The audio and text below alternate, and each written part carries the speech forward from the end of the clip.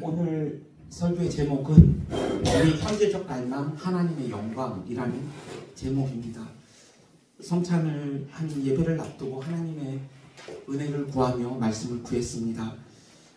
요한복음 13장 말씀으로 준비했습니다. 하나님께서 끝까지 제자들을 사랑하셨다는 말씀을 준비하고 공간복음과 달리 이 요한복음은 특별히 예수님의 마지막 만찬을 세족식으로 거행하시는 그런 특별한 또 순서이기도 해서 세족식을 해볼까.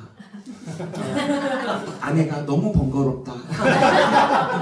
그래서 그거는 물 건너갔고 13장 말씀을 계속 준비하고 있다가 헨리 마틴의 글을 담은 존 스토트의 책을 읽으면서 하나님의 영광에 대한 말씀이 제 마음을 계속 적시었습니다.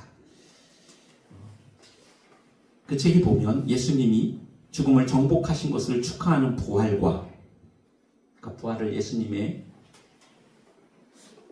십자가로 말미암아 죽음을 정복하신 것을 축하하는 것이라고 정의했고, 부활하신 주님이 아버지의 우편에서 최고의 영광과 권위의 자리를 축하하는 승천이라고 정의와 함께 그런 설명을 하면서 빌립보서 2장의 말씀을 인용하였습니다. 그리스도가 십자가에서 자신을 가장 낮추셨기에 하나님께서 만물 가운데, 모든 만물 가운데 가장 높은 이름을 주시고 만물이 그 앞에 무릎을 꿇고 모든 입이 그분을 주로 고백하게 되었다는 이 말씀이 가장 중요한 선교의 동기여야 한다는 말씀 앞에 제 마음이 깊이 요동쳤습니다. 선교의 동기는 대위임령에 대한 명령과 순종도 아니고 잃어버린 자에 대한 긍휼도 아니며 복음에 대한 흥분도 아니고, 물론 아닌 것은 아니겠죠. 그러나 그리스도가 영광을 받는 것에 대한 열심, 그 이상의 동기는 아니어야 한다고 저는 그 말씀을 이해했습니다. 바울이 로마서 1장 5절에서 자신이 복음 사역자로 부름을 받은 것을 가리켜서 그의 이름을 위하여라고 말했고, 요한 3서 7절에 보면 요한의 시대에 많은 사람들이 나가서 이방인들에게 아무것도 받지 아니하며 그들을 섬겼던 이유도 주의 이름을 위하여라고 말했던 것을 기억하게 됩니다. 그 이름은 누구입니까? 모든 이름 중에 가장 뛰어난 이름입니다. 그리스도가 자기 이름에 합당한 영광을 받으시기를 갈망하는 것보다 그 어떤 것도 더욱 강한 선교의 동기는 없어야 함을 바울이 보여줬고 요한이 우리에게 보여주었습니다. 우리의 선교의 동기는 그의 이름을 위하여, 성부와 성자와 성령의 이름, 그것은 그분의 성품이요 그분의 영광이라고 말할 수 있겠습니다. 우리가 무슬림 선교 역사를 살펴보면 11세기에 아시시의 프란시스가 복음을 전했고 13세기에 레이먼드 룰이 복음을 전했던 기억들이 있습니다. 그 이후에 복음을 전했던 흔적들을 쉽게 역사에서 찾아볼 수 없는데 18세기 헨리 마틴이라는 사람이 무슬림권으로 선교사로 갑니다. 그의 자세한 삶을 이곳에서 나눌 수 없지만, 그리고 그의 전도 방식이 다분히 대결적 구도 속에서 전도했다라는 성찰할 필요를 가지고 있다는 전제 속에서 헨리 마틴의 이야기를 잠시 하려고 합니다. 그는 이슬람권의 세 가지 언어, 페르시아어, 아랍어, 우르드어에 능통했습니다. 저는 이런 선교사님을 좋은 선교사님이라고 생각하지 않습니다. 후배를 고려하지 않는 아주 이기적인 선교사라고 생각합니다. 이란에 가서 그는 1년 만에 페르시아어로 신약성경을 번역했습니다.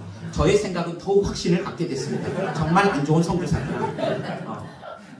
이슬람 학자인 미르자 사이드 알라라는 사람의 도움으로 그는 신약성경을 번역했습니다.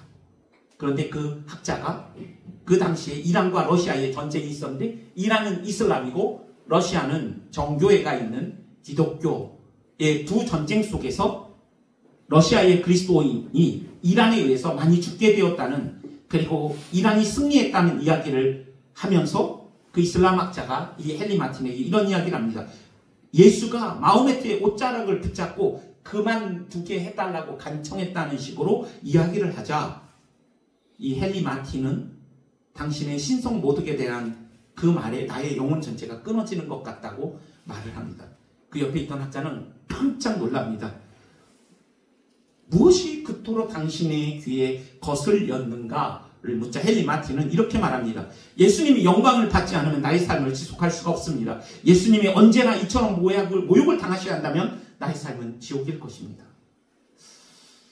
학자인 이 마르자 사이드 알라는 마틴의 말에 거듭 놀라면서 그렇게 그 일이 당신을 고통스럽게 했는가를 묻자 헨리 마틴이 이렇게 얘기합니다. 누군가가 당신 눈을 빼버린다면 당신이 왜 고통을 느끼는지를 물어볼 것도 없지 않겠습니까? 그것은 나의 느낌입니다. 내 감정이 그렇게 지독하게 상하는 것은 내가 그리스도와 하나이기 때문입니다. 라고 말했습니다. 어떤 전기 작가는 헨리 마틴이 너무 과민한 거 아닌가 이런 질문을 하기도 했지만 우리가 그리스도와 진실로 하나라면 하나님이 오해받으시는 것에 대한 우리의 마음은 어떠해야겠는가 생각을 해보게 됩니다. 누군가 우리를 오해한다고 해보십시오. 그것은 까만 밤 하얗게 지새우며 전문 용어를 쓰고 싶지만 녹화되고 있기 때문에 쓸 수 없는 화가 나고 분노가 나고 그러나 이 세상에서 가장 오해를 많이 받으시는 삼위 하나님의 그 오해받으심에 대한 아픔에 대해서는 이렇게 무감한 저 자신을 지난 시간 동안 계속 발견해 오고 있는 상황에서 이 이야기가 저의 마음속에 요동함을 일으켰다고나 할까요? 비록 31세에 그는 죽었습니다. 그는 건강을 잃었고 사랑하는 연인을 두고 선교지에 가서 결국은 이제 헤어지게 되는, 그리고 그의 삶을 몸이 상하기까지 그렇게 섬겼던 그 삶의 중심에는 높임 받으신 그리스도가 합당한 영광을 받으시고자 하는 그 결심 때문이었다고 존 스토트는 기록했습니다. 우리에게 이러한 하나님의 영광에 대하여 근원적인 질문을 가지게 한 사람이 있습니다. 그는 조나단 에드워드라는 사람입니다.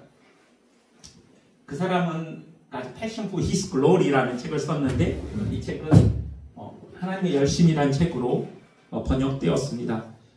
이 오른쪽에 있는 책은 두 권의 책으로 번역되었습니다. 두 권의 책으로 이루어졌습니다. 이 두 권이 다 그렇죠.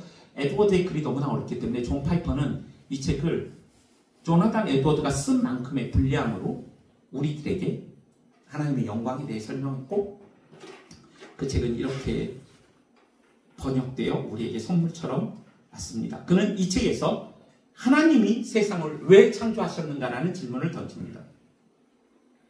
앞서 설명한 선교의 동기, 만물이 무릎을 꿇고 모든 일이 주를 경배하는 것, 그 말씀을 보면 주께서 그를 비어 자신을 아무것도 아닌 것으로 여기셨다라고 고백하면서 그가 자신을 nothing으로 만들었을 때 하나님께서 그를 everything으로 만드시는, 모든 것에 모든 것 되게 하시는 그러한 이야기에 대하여 이 책도 설명하고 있습니다. 여러분과 저는 하나님의 영광 앞에 이런 회심들을 다 경험했을 것입니다. 우리가 nothing이 되고 싶은, 그리고 주님이 전부가 되었으면 하는 소원을 가지고 우리는 지금까지 선교를 준비했고 또 선교적 존재로서 각자의 영역에서 살아왔습니다. 그러나 회심 이후에 우리가 하나님을 섬기고 선교를 생각하며 여기까지 왔지만 여전히 우리가 발견하는 것은 우리 안에 있는 자기 애와 자기의, 자기 중심성과 자기 주장성, 여전히 내 가족, 나의 미래, 내 선교. 자기 애는 허영과 사촌지간이라면 허영은 교만과 사촌지간이다. 그러니까 우리 삶 속에 이런 것들이 여전히 존재하고 있죠. 여러분은 선교를 생각할 때 어떤 것들을 먼저 생각하십니까? 나의 선교, 내가 무엇을 할 것인가. 그러나 이 책이 보여주고 우리가 오늘 다시 한번 생각하고 싶은 것은 하나님 이 세상을 왜 창조하셨는가, 그리고 왜 하나님은 우리를 구원하시는가 라는 그 정점에 하나님의 영광이 자리하고 있기 때문에 다시 한번 우리가 우리의 오퍼레이팅 시스템을 다시 한번 점검하자라는 것입니다. 우리는 이렇게 우리 자신을 하나님의 영광과 교모하게 섰고 그리스도의 삶과 내 삶이 동기화되지 않고 떨어지면서 우리의 이 OS가 하나님의 영광이라는 방향으로 작동하기보다는 때로는 우리 자신의 영광으로 작동하는 것을 너무나 쉽게 발견하기 때문입니다. 하나님의 그림, 하나님의 거대 서사, 그랜 내러티브 안에서 우리를 새롭게 보거나 우리가 하려고 하는 선교와 선교 사역을 생각하는데 그렇게 익숙한 존재라는 생각이 들지 않기 때문입니다. 하나님 왜 세상을 창조하셨는가? 그의 영광, 그의 기쁨과 사랑과 확장의 연장과 충만이라는 그 목적 앞에서 나의 선교를 생각하고 있는지를 생각해 보자는 것입니다. 여러분이 그리고 있는 선교, 준비하고 있는 선교 속에 하나님이 세상을 창조하신 그 목적 속에 하나님을 사랑이시고 그 사랑이신 하나님 안에 가득한 완전한 기쁨이 연장되고 확장되고 충만한 그 목적을 따라서 우리의 선교의 그림들이 함께 그려지고 있는지를 생각해보자는 것이죠. 에드워드는 우리가 이 창조 목적에 맞추어 살 때에만 인생은 행복하다고 말했습니다.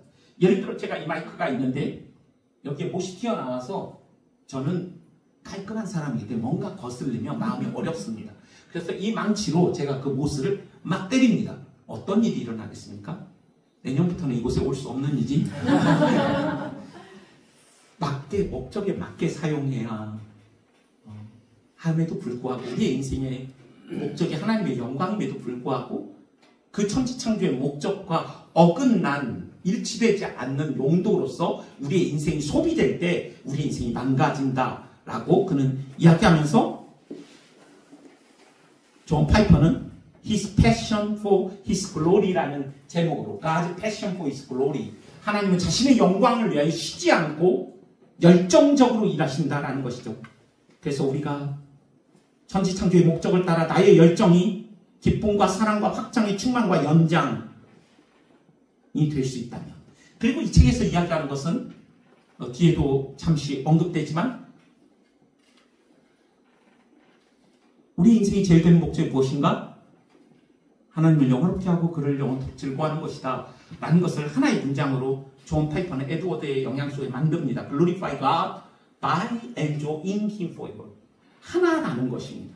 enjoying이, 우리가 하나님을 엔조잉하는 것이 하나님을 영화롭게 할 수 있는 존재론적인 고백이라는 것입니다. 그러니까 우리가 여호와는 이렇게 명령하시죠. 여호와를 기뻐하라. 이것은 우리를 향한 하나님의 명령이죠. 그래서 우리가 미션을 할 때 조이 미션이 되어야 되는 거죠. 엔조잉 미션이 되어야 되는 거죠. 그런 미션이 아니라면, 머니 미션이라면, 아니면 experience 미션, 여러 가지가 붙을 수 있겠죠. 우리가 하고 있는 각 영의 비즈니스에 그것이 우리의 선교의 동력이 아니라 하나님을 기뻐하는 이 조이가, 이 기쁨이 우리의 선교의 동력이 될 때에만 우리의 선교도 하나님을 영화롭게 할 수 있다는 것을 보여주고 있는 것이죠. 저는 선교의 동원을 하면서 선교를 짜내서 선교를 맺는 것이 아니라 어떻게 기쁨과 사랑과 복음이 이 선교를 불러일으킬 수 있을까? 그런 의미에서 선교에 헌신하는 것은 매우 무모한 일이고 위험하고 망하는 일이라면 복음에 헌신하는 선교만이 안전한 선교라는 이야기를 계속적으로 해오면서 다시 한번 생각해 보는 것이죠. 복음이 심겨져 선교의 열매를 맺는 방식의 선교를 꿈꾸고 있는가? 복음 앞에 내가 누구이며 복음 안에서 내가 무엇을 더하여 더 예쁨 받거나 덜하여 덜 예쁨 받거나 예쁜 짓을 해서 예쁨을 받고 더 높아질 이유도 없고 높아질 수도 없는 그 복음 앞에서의 존재 인식 속에서 나오는 그 기쁨 속에서, 그 사랑 속에서 나오는 선교를 꿈꾸고 있는가? 그런 질문을 해보자라는 것입니다. 종교개혁 이후에 자주 사용되었던 솔리데오 글로리아라는 이 단어를 보면 그래서 저는 그런 생각을 해봤습니다. 결국 우리의 삶은 두 갈래로 나눠질 것입니다. 하나님을 영화롭게 할 것인지 나를 영화롭게 할 것인지. 우리는 아마 주님 앞에 설 때까지 이 싸움을 할 것인데 아주 간단하게 성경이 말하는 하나님의 영광에 대한 이야기를 하고 오늘 본문은 좀 짧게 다룰 것입니다. 영광이라는 단어는 카보드라는 히브리어로 카베드라는 무거운 묵직한이라는 단어에서 파생되었습니다. 이것은 한 인간, 한 존재가 가지는 탁월성, 풍부함, 위대한 부유함을 의미하는 단어입니다. 무거운 거, 묵직한 거죠. 청소년기에 교회를 다니는 아이들이 교회를 다니라고 엄마가 아무리 얘기해도 교회를 다니지 않습니다. 그 말이 얼마나 가볍게 느껴지는지 모릅니다. 우리 애들이 공부하란다고 공부합니까? 제가 오늘 누구라고 말은 못하겠습니다. 저와 같은 가문의 성을 가졌고 끝자가 우자인데 저라고 생각하지 마시고 이루를 얘기하는 건데 천천히 내려가라 그랬더니 더 스피드를 내자. 개인의 본성을 보았습니다. 교회 다니지 마라. 아니 교회 다녀라. 엄마가 그랬는데 그렇게 안 듣지만 엄마가 질병에 걸려 요양원에 생활을 하다가 마지막 그 죽음 앞에서 이 아이에게 내가 하루도 거르지 않고 너를 위해 기도했다. 교회 다녀라 했을 때 똑같은 음가를 가진 이 단어가 무게감이 전혀 다른 것입니다. 저는 제가 축구를 잘한다고 생각합니다. 그걸 보여드려야 되는데 그런데 제가 깝쳤죠. 굉장히 잘하는 걸로 이렇게 깝쳤는데 손흥민이 온 거예요. 이 참을 수 없는 저의 경박함을 어디 쥐구멍 들어가고 싶은 그러니까 그 무게감이 있는 것이죠. 성경에서 말하는 이런 하나님의 영광의 의미는 하나님의 속성을 의미합니다. 신적 속성의 탁월함을 이야기하는 것이죠. 이 영광은 어떻게 드러나냐면 일반 계시와 특별 계시를 통하여 나타납니다. 하늘이 하나님의 영광을 선포하고 붕창이 그 손으로 하신 일을 드러내는도다. 영원하신 하나님의 능력과 신성이 온 만물 위에 있다. 일반 계시 속에서. 그리고 우리가 고린도전서를 묵상하고 있지만 하나님의 깊은 것들을 통달하시는 성령께서 사랑하시는 자에게 그의 눈을 열어 복음의 영광의 광채를 보게 하시자마자 우리가 그리스도가 하나님의 아들이심을 믿게 되고 그 십자가가 나의 죄의 결과였다는 사실과 내 죄를 구속하였다는 사실을 믿게 되어지는 이 특별 계시 속에서 나타납니다. 그렇다면 우리는 어떻게 하나님의 영광에 참여할 수 있을까요? 성령의 은혜를 통하여 여러분과 제 안에 우리를 고아처럼 버려두지 아니하시고 우리를 떠나지 아니하시는 그 성령이 우리 안에 계심으로 말미암아 오늘도 우리는 하나님의 영광에 참여하고 있고 제자가 걸어야 하는 십자가 형태의 고난의 길을 통하여 우리 영광에 참여합니다. 바울은 날마다 죽는다고 얘기했고 그런 날마다 자신을 십자가를 짚고 살아가는 삶을 이야기했고 그 삶 속에 사망은 내 안에 역사하나 생명이 너희 안에 역사한다는 고백을 이야기했습니다. 십자가와 죽음 없이 생명은 존재하지 않습니다. 그리고 그리스도의 재림의 날에 우리는 하나님의 영광에 영원히 참여하게 될 것입니다. 그것에 대하여 반두르넨이라는 사람이 이 책을 통하여 이런 설명들을 했습니다. 제가 조나단 에드워드가 말한 이 내용을 하나의 그림으로 그려봤습니다. 수업 시간에 물론 설명을 했습니다. 하나님의 영광, 그 탁월하신 성품, 아름다움, 그 선하심이 흘러나올 때 태양과 같으신 하나님의 영광이 발산되어질 때 열과 빛을 가진 존재시죠. 달과 같은 흑암과 같은 우리에게 하나님의 영광이 비춰졌을 때 우리는 그 영광을 반사해서 하나님께로 되돌려 드리게 되는 것입니다. 그러므로 이 영광은 하나님의 것입니다.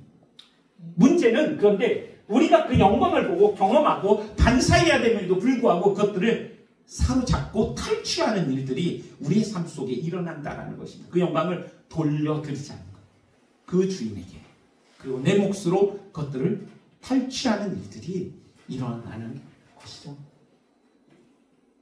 하나님은 본유적 영광을 갖고 계시기에 여러분과 제가 그 영광을 더하거나 뺄 수 없는 그러한 영광입니다.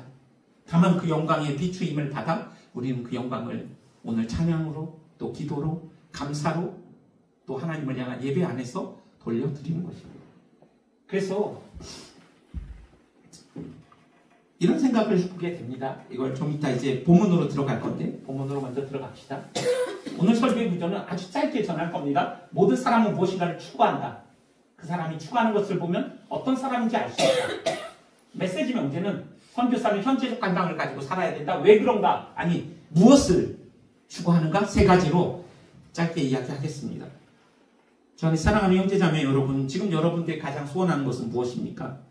자다가 일어나도 그 생각이 나고 집에 오는 길에도 그 생각이 나고 누군가 나에게 소원이 무엇이냐고 물으면 당연히 내가 말하고 싶은 그 소원이 무엇인지 잠시 한번 생각해 보십시오. 저는 이번 나는 누구인가의 그 질문이 너무 강력했기 때문에 나에게 10억이 주어진다면 무엇을 할 것인가 이런 생각이 문득 떠올랐습니다.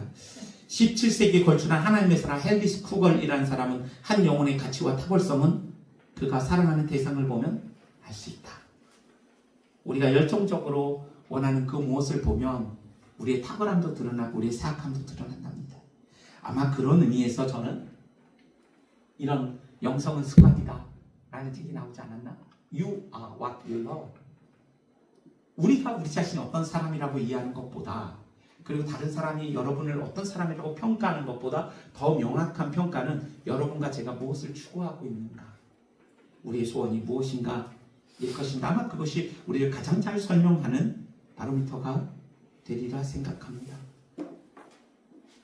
바울은 오늘 우리가 읽지 않았지만 4절과 5절에서 그가 추구하였던 것들을 보여줍니다. 그것들을 자랑했던 사람입니다. 그것을 위해 살았던 사람입니다. 할례와 이스라엘이며 베냐민이며 히브리며 바리새파 교회를 박해하기에 열정이 있었고 율법에 흠이 없다는 그 7가지에 해당하는 자신이 생명 걸고 추구했던 그 가치를 이야기하면서 오늘 우리가 읽은 본문에 보면 그러나 라는 접속사로 시작됩니다. 바울의 형제적 갈망의 전환을 보여주는 접속사입니다. 그러나 실로, 그러므로 적어도 라는 의미를 가진 이 접속사는 이제 바울이 6절과 7절 사이에 이 행간 사이에서 하나님의 영광을 보았던 자의 현재적 갈망의 어떠한 전환을 경험하는지를 보여주고 있습니다. 7절에 내가 유익하던 것을 해로 여겼다라고 말할 때 유익과 해라는 단어는 회계 용어입니다.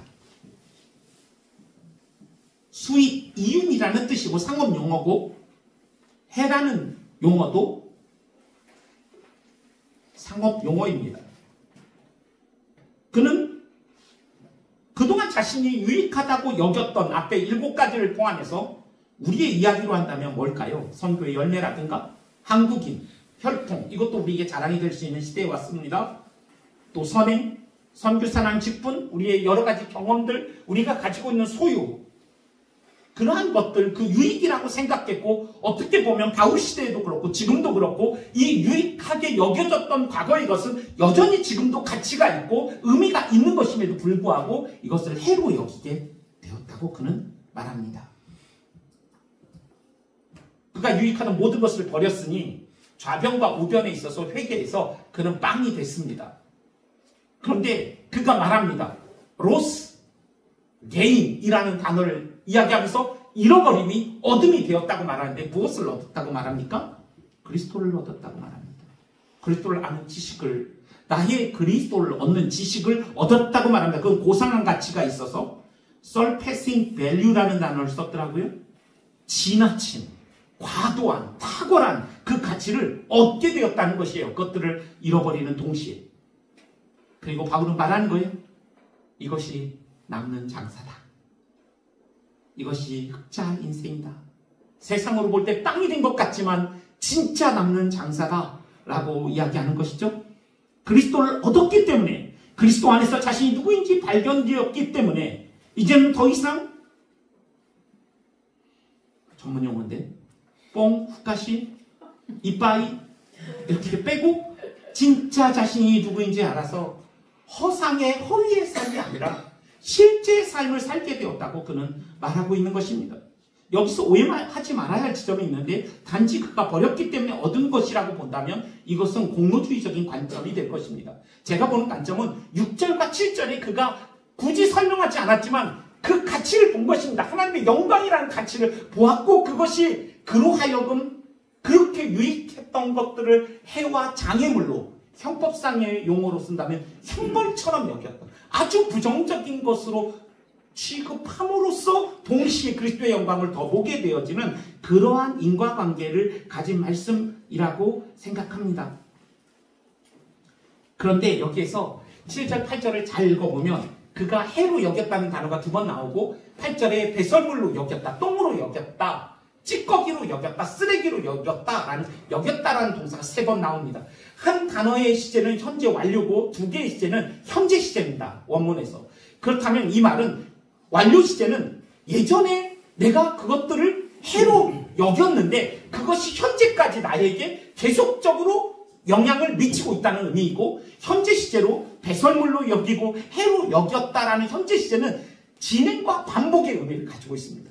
여전히 바울이 이전에 한번 경험한 거 회심할 때 그렇게 결단했던 것으로 만족하지 않고 오늘 현재적으로 자신이 하나님의 영광 앞에서 그리스도를 얻었기 때문에 그리스도를 얻는 그 지식으로 인하여 그것들을 해로 배설물로 여전히 반복적으로 진행적으로 여기고 있고, 이거는 지속적으로 나의 삶 속에 활성화되고 있다라는 현재 진행적 고백으로서 그는 이야기하고 있는 것입니다. 여러분, 우리가 하나님의 영광을 볼 때 경험하는 것은 무엇입니까? 바울과 같은 경험인 것입니다.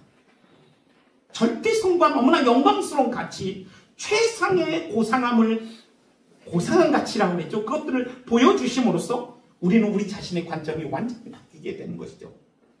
베드로가 물 위를 걸어오신 주님께서 밤새워 물고기를 잡지 못한 그에게 배 오른편에 그물을 던지라 했을 때, 그는 이전에도 주님을 만난 적이 있지만 물고기가 순종하는 그런 하나님의 영광 앞에서 주여 나를 떠나소서 나는 죄인이라는 고백을 했고, 하나님의 영광을 보았던 이사야도 그 절대선 앞에서는 화루다 나여 망하게 되었도다 라고 고백했습니다. 우리 이 땅에서 그 영광을 볼 것입니다. 그리고 그 영광을 보았기에 저와 여러분들 이 자리에 있다고 저는 생각합니다. 그럼 우리가 나중에 천국에 가서 24장로들과 하늘을 땅과 땅 아래와 바다와 모든 피조물들이, 모든 만물들이 하늘에 계신 예수 그리스도 앞에서 보좌에 앉으신 어린 양께 찬양과 존귀와 영광이 영원토록 있을 것이라는 온 만물들의 찬송을 우리가 접할 때 우리는 어떤 생각을 하게 될까요? 그 영광스러운 주님을 내가 진짜 알았다면 너무나 후회스러움과 안타까움 속에서 그 영광 앞에서 우리의 삶들을 돌아보게 되지 않을까 생각도 해보게 됩니다. 이처럼 우리 역시 바울처럼 베드로처럼 자신에 대한 새로운 인식과, 그래서 그리스도와 우리 주님에 관한 지식으로 해악스럽고 쓰레기처럼 여긴 적이 있지만 오늘 지금 날마다 현재적 갈망으로서 하나님을 아는 그 지식과 그리스도를 아는 지식에 대한 열망과 열정을 가지지 않는다면 여러분과 저는 여전히 또 나중심적이고 자기 애와 자기 의의 세계로 빠져들 수밖에 없는 임의화직 가운데 살아가는 존재라는 것을 다시 한번 인식할 필요가 있지 않을까 생각해 봅니다. 그래서 바울이 이렇게 현재적으로 그리스도를 아는 지식의 고상함 속에 자신이 사로잡혀 있고, 그래서 배설물과 해로 여기고 있을 때 그가 추구했던 3가지를 이야기하는 것이죠. 그것이 우리가 아까 보았던 그리스도를 알기 원하고, 부활의 능력을 알기 원하고, 그리스도의 고난에 동참하기를 원하는 3가지 소원이었습니다. 여러분, 대기자라는 말이 있더라고요. CBS 대기자 하면 누가 생각납니까? 변상욱 씨가 생각나지 않습니까? YTN 뉴스 앵커였던 변상욱 씨. 저는 그런 생각을 해볼 때가 있었습니다. 만약에 이 당시에 감옥에 gat혀있던 그 바울에게 한 종교부 기자가 가서 당신의 소원이 무엇입니까? 어떤 질문을 던질까? 제가 어제도 이런 이야기를 간혹 하긴 하는데 어제도 생각해봤는데 자꾸 질문이 당신에게 10억이 주어진다면 자꾸 질문이 나왔습니다. 그런 질문은 안 던졌을 거고 그가 질문을 던진 거예요. 당신의 소원은 무엇입니까? 그는 예상했겠죠? 로마 복음화요. 그리고 저 스페인 땅끝으로 가서 복음이 온 땅 가운데 충만해지는 거예요. 이런 걸 기대했을 텐데 바울의 대답이 너무나 소시민적이었습니다. 나는 그리스도를 알기를 원하고 부활의 능력을 알기를 원하고 그리스도의 고난에 동참하기를 원합니다. 저는 하나님의 영광에 대해서 이번 기회에 제 마음에서 올라오는 그 어떤 하나님의 영광에 대한 더 알고 싶은 그런 생각들이 들면서 딱 떠오른 사람이 바울이었어요. 그리고 이 3가지가 다 하나님의 영광에 관한 이야기라는 것을 알게 되었어요. 그렇게 처음으로 생각해 봤어요. 저는 이 본문을 여러 번 설교했는데 우리가 하나님을 그리스도를 안다는 것은 하나님의 속성에 관한 문제고 우리가 부활의 능력을 아는 것 역시도 하나님의 능력이 온전케 되어지는 일이니 바울이 자신의 약함 속에서 육체의 가시를 없애달라고 구했을 때 하나님의 능력이 완전해진다면 그 약함은 아무것도 아니고 사람의 비난도 아무것도 아니고 나는 기쁨과 그것들을 자랑으로 여기겠다고 한 것도 하나님의 영광과 관련되어 있고 그리스도의 고난에 참여하는 것을 알기 원한다는 이 내용도 하나님의 영광과 관련되어 있다는 것을 다시 한번 생각해 보게 되었습니다. 그래서 이 바울의 세 가지 현재적 갈망과 이 소원은 하나님의 영광을 향한 그의 열망이었다. My passion for His glory. My passion for His glory. My glory가 아니라 이전에 그의 삶은 온통 My passion for my glory였다면 그는 이제 My passion for His glory로 그의 삶이 완전히 바뀌게 된 것이죠. 저는 당신의 인생이 제일 되는 목적이 무엇입니까? 이 얘기 들으면요. 하나님 너무 이기적인 거 아니야? 이런 질문을 가지고 있었는데 제가 성경을 읽다 보니까 하나님이 우리가 하나님을 기뻐하고 영화롭게 하기 전에 하나님께서 우리를 기뻐하시고 영화롭게 하셨더라고요. 여기 말씀에 보면 여긴 저 2장 7절을 보십시오. 은밀한 가운데 있는 하나님의 지혜를 말하는 것으로 감추어졌던 것인데 하나님이 우리의 영광을 위하여 만세전부터 준비하셨다. 여러분과 제가 하나님을 영화롭게 하기 전에 하나님 만세전부터 여러분과 저를 영화롭게 하기 위해 준비하셨다는 사실을 알게 됐어요. 여기에 적지 않았지만 제가 예전에 개강 예배 때 설교했던 본문인데 하나님께서 그 부끄러움을 개의치 아니하시고 앞에 있는 즐거움을 인하여 앞에 있는 즐거움은 만세전의 성부와 성자와 성령이 누렸던 그 동지의 기쁨을 이들에게 주시기 위하여 자신이 하나님의 모든 진노를 받고 하나님과 끊어진 적 없는 교제의 단절 속에서도 빼앗기지 않았던 그 기쁨은 여러분과 저를 위한 기쁨이었다는 사실. 그리고 그리스도를 내어주시면서 이사야 53장에 하나님께서도 성부께서도 아들을 으깨시는 그 십자가에 내어주실 때도 기뻐하셨다는 이 말씀을 통해서 이것이 이기적인 질문이 아니라 우리가 하나님을 영화롭게 하고 기쁘게 하는 것은 그 이전에 하나님이 우리를 영화롭게 하셨고 우리를 기쁘시게 우리에게 기쁨을 주시게 하여 에덴을 기쁨이라는 뜻의 에덴을 주셨을 뿐 아니라 영원한 기쁨에 영원한 에덴을 주시게 하여 그리스도를 보내셨다는 이 사실 앞에 이 질문이 이기적일 수 없는 질문이라는 것을 알게 되었습니다. 그래서 그리스도를 알기를 원하니 knowing about God이 아니라 knowing God. 헬리스 쿠갈은 이렇게 얘기합니다. 우리가 정말 세워지기를 원하고 내가 변화되기를 원하고 정말로 하나님을 깊이 만나기를 원한다면 그것이 진실로 간절한 것인지 그 증거를 하나님 앞에 보여주어라.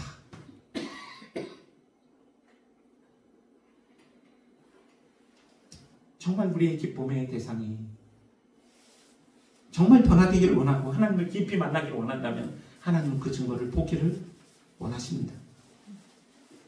내가 그리스도를 더 알기를 원한다는 이 고백은 8절과 9절에 그리스도를 얻고자 하는 그가 그리스도를 얻고 그리스도 안에서 발견되고자 하는 그 열망을 통해서도 연관되어 있는 말씀인 것을 알 수 있습니다.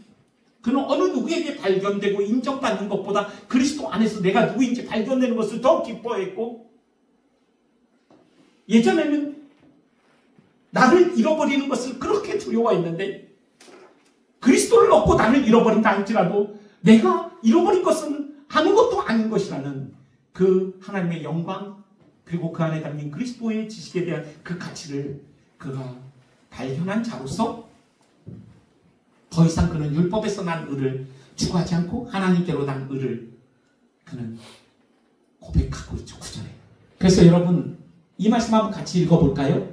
그 바울이 말한 칭의로 말미암아 그가 누렸던 그 핵심적 메시지를 로마서 5장 1절 2절에서 말씀하고 있습니다. 같이 읽죠. 시작. 그러므로 우리가 믿음으로 얻었다 하심을 얻었은즉 우리 주 예수 그리스도로 말미암아 하나님으로 더불어 화평을 누리자. 또한 그로 말미암아 우리가 믿음으로 서 있는 이 은혜에 들어감을 얻었으며 하나님의 영광을 바라고 즐거워하느니라.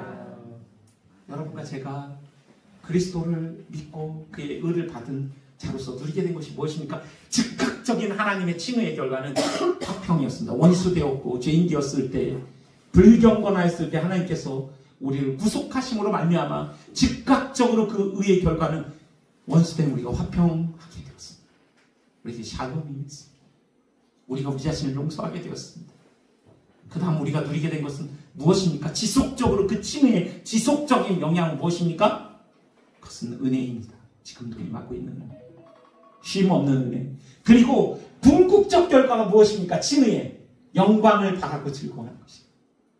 물론 궁극적 결과로 주님이 오실 때 누릴 수 있는 영화를 의미하는 내용일 수도 있지만, 저는 이 말씀이 여러분과 제가 나의 영광을 추구하던 삶에서 그 하나님의 영광을 보고 싶고 그리스도를 아는 지식을 얻고 싶고 그 안에서 발견되고 싶은 열망을 가지고 살아가는 그 삶의 실체가 있다면, 이것이야말로 하나님이 우리를 의롭게 하시는 결과가니까요. 영광을 바라고 즐거워하게 된 것 말입니다.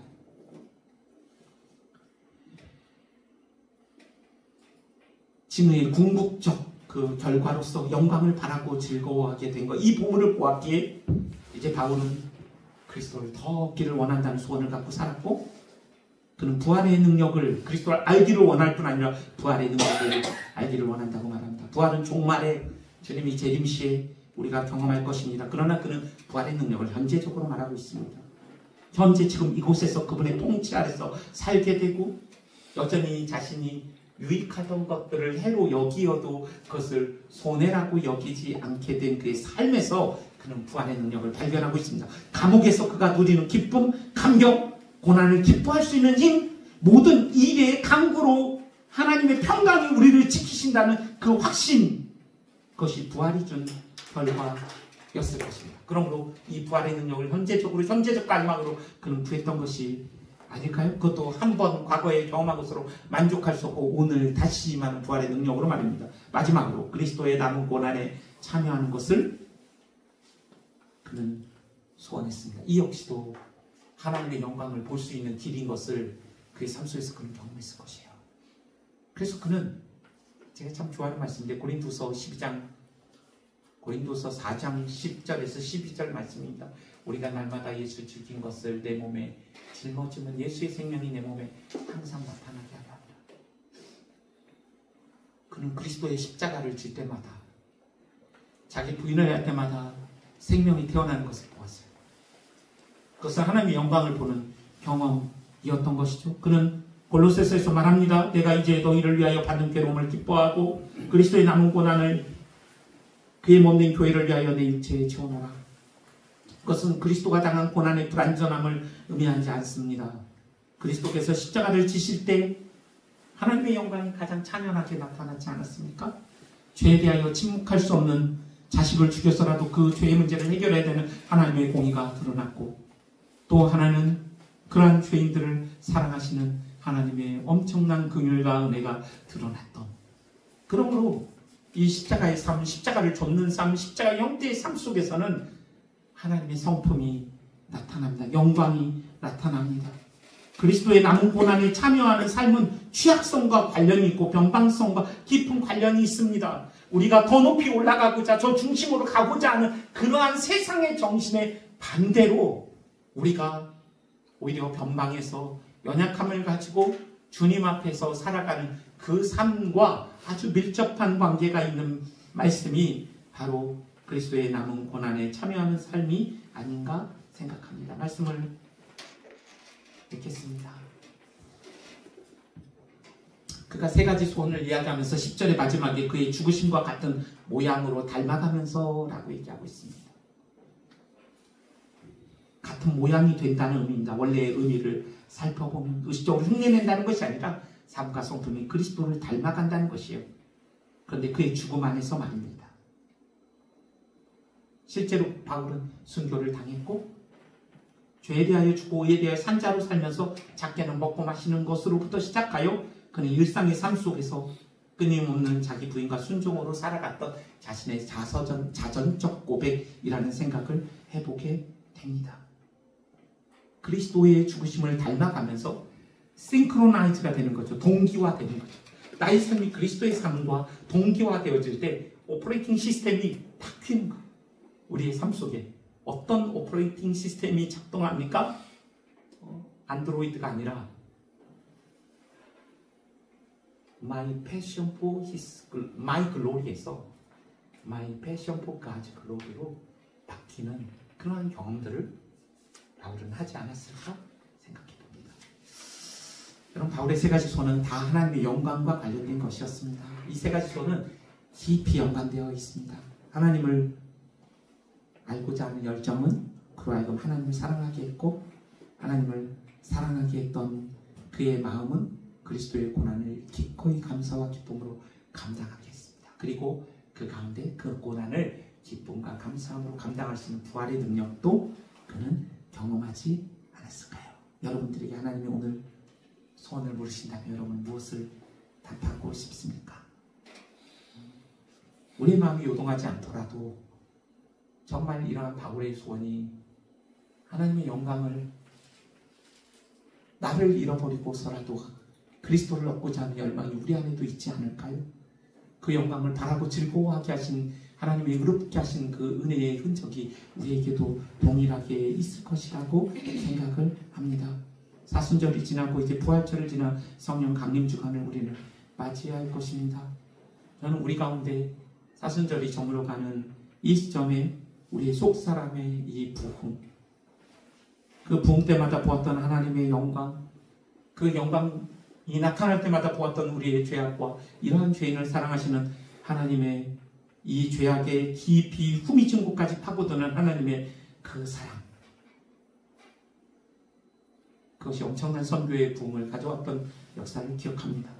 오늘 선교의 가장 강력한 동기가 하나님의 영광, 그 이름이어야 한다는 이 진리 앞에 우리가 이 말씀 앞에 같이 여러분들과 함께 기도하고 싶습니다.